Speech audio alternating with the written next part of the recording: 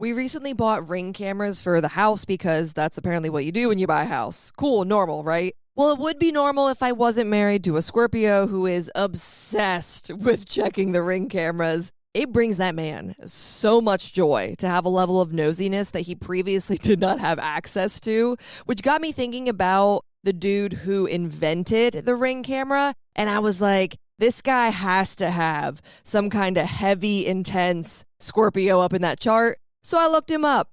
Scorpio Mars, Venus, Uranus, and the North Node. Are we surprised? Are we really surprised that he has a domiciled Scorpio Mars and a detrimental Scorpio Venus? Because I wasn't. While my husband is busy watching the neighborhood, I'm busy watching the planets. So let's get into this week's forecast and see what's in store.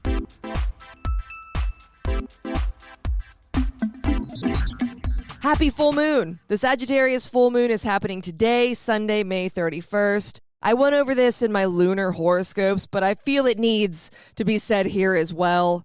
You're going to hear a lot of chatter about this moon, and you know my disdain for social media, and this moon is case in point. The reason people will be freaking out over this full moon and making a big deal about it is because it's technically a micro blue moon, which sounds like a really bad homemade IPA. Is this a blue moon? Yes. Does a blue moon have any bearing on astrological significance? No.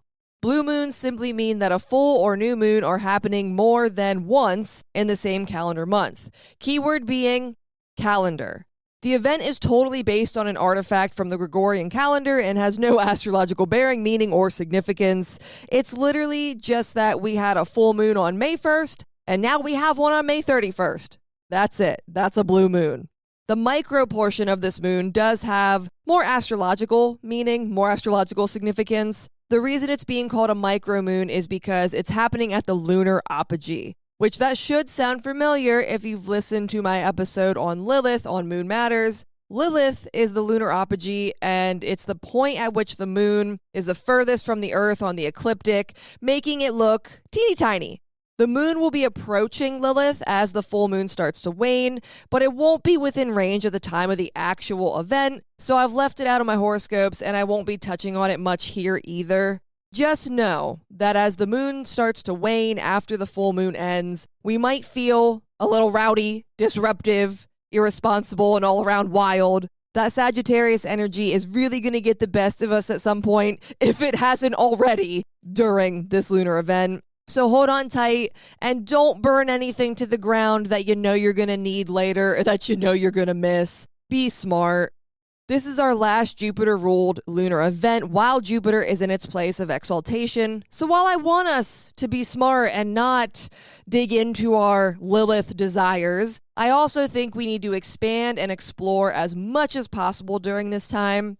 Radiate the energy you want to receive and only receive the energy you want to radiate. Sagittarius is a sign that fully believes, and I mean wholeheartedly, fully, with everything they have in their being, believes in their own mythology. And that's what we need to be doing with this full moon, leaning into our own myths and lore about ourselves, letting old myths fall away and running towards new storylines and character arcs. Freedom and the pursuit of our truth, not the truth, but our truth, will be what this full moon highlighted over the weekend and maybe even into Monday a little bit. And a harmless example of how a Sagittarius and Sagittarius energy believes in its own lore is, I'll give you one from me. I truly believe, deep in my bones, with everything that I have, that I can run pretty much faster than anything ever. My husband makes fun of me a lot because he's like, you think you're faster than Usain Bolt. And I was like, well, maybe if it's just like a little bit. He'll get me at some point because I don't have much endurance. But I know at some point I'm probably a little bit faster than Usain Bolt because I say all the time, I'm faster than my cat. I can run faster than him. Look at him. Maybe he can start off faster, but I'll catch him. So I have this myth, this lore about myself that I'm honestly like the fastest creature alive. And that's the energy that you need to embody for this full moon, is just believing in your own lore, in your own mythology. Just remember to be smart and not let that incoming Lilith energy push you towards something foolish or destructive. Sagittarius is really good at being reckless and burning things down, and I know there are things that we need to release within the realm of Sagittarius and Cancer, because that's where Jupiter is, but we need to be wise about it. So try to be wise about it. Just because I think I'm super fast doesn't mean I'm out there racing everything, making a fool of myself. But I still do believe that I am maybe the fastest being that's ever been born. The full moon kicks the week off strong, and the energy wanes from there, literally.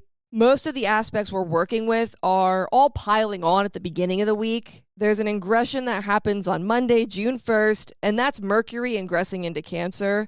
I cannot believe how fast Mercury and Gemini went. It went faster than me, almost faster than me.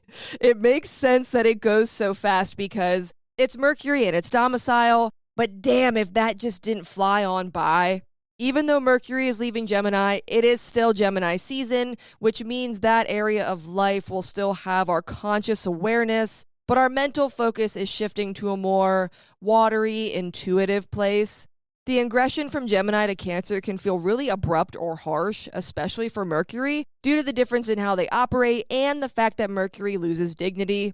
It's not that Mercury doesn't like being in Cancer. It just totally switches gears. We're no longer going to be in our logical brains, and we're no longer getting hung up on the details. Now it's about intuitive connections and emotional logic. Facts and data will have less of a hold over us, and we'll begin to see the importance of emotional intelligence. That's something you're going to hear me say a lot, emotional intelligence, especially within the realm that Cancer rules for you.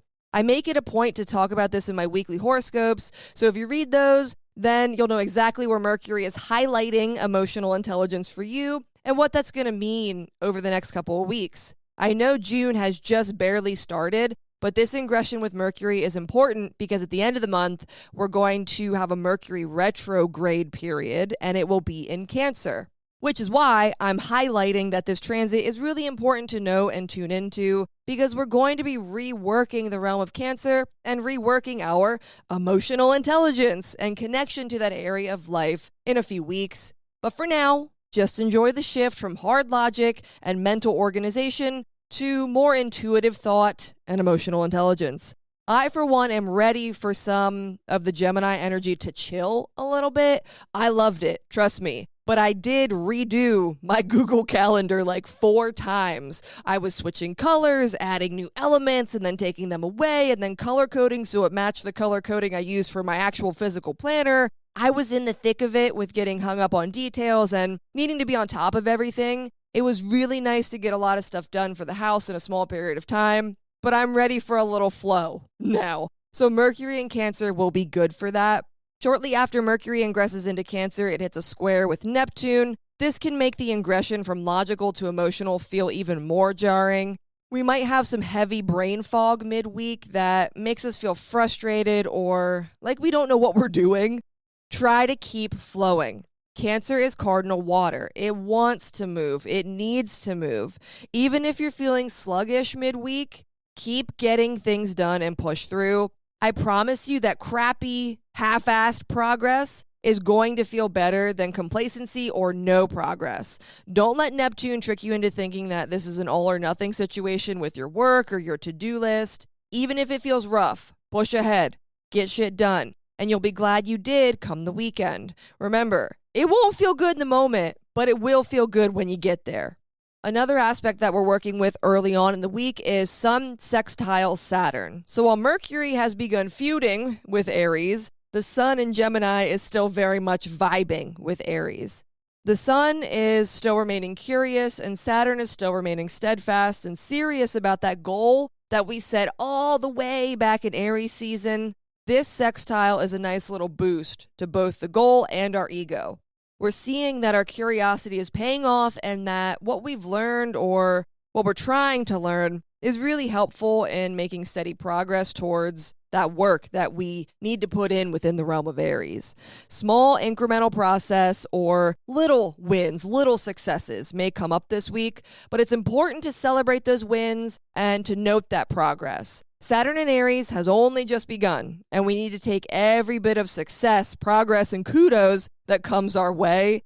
Our sense of achievement and ability to be self-assured will get a little boost from these areas of life, so enjoy it, because the day after is when that square between Mercury and Neptune kicks in, so the feel-good energy from Aries isn't going to last long.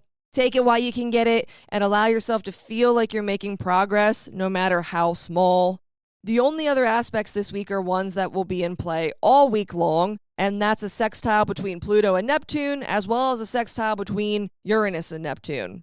These generational planets are on some bullshit right now. They're all in air and fire, and they're all in the early degrees, like around 5 degrees or less. So they're in cahoots. And these cahoots are all harmonic because it's fire and air and sextiles and trines.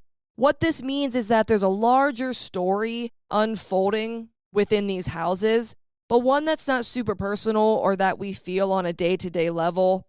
Pluto's portion of the story is about personal power, Uranus's is disruption, and Neptune's is about myth and illusion.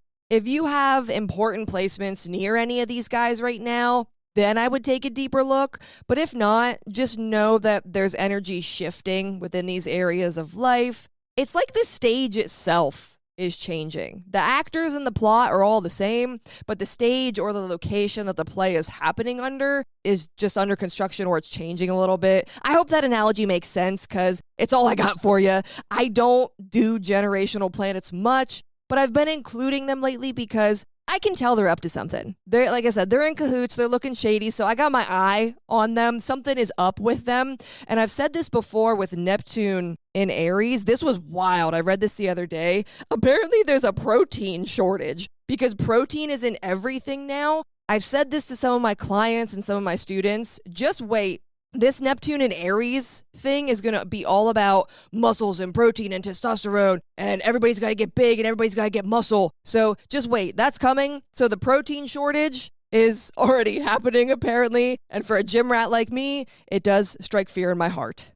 Enjoy the lovely, wild, and carefree full moon in Sagittarius. It's a main staple of the week, and we'll be riding that energy until it wanes and these other aspects kick in. Mercury's ingression is also a big player, since that's a sign it'll be retrograding at the end of the month. Don't worry about the retrograde just yet. Instead, focus on cultivating emotional connection and emotional intelligence within the realm of Cancer, and also give yourself kudos within Gemini and Aries as you have incremental wins.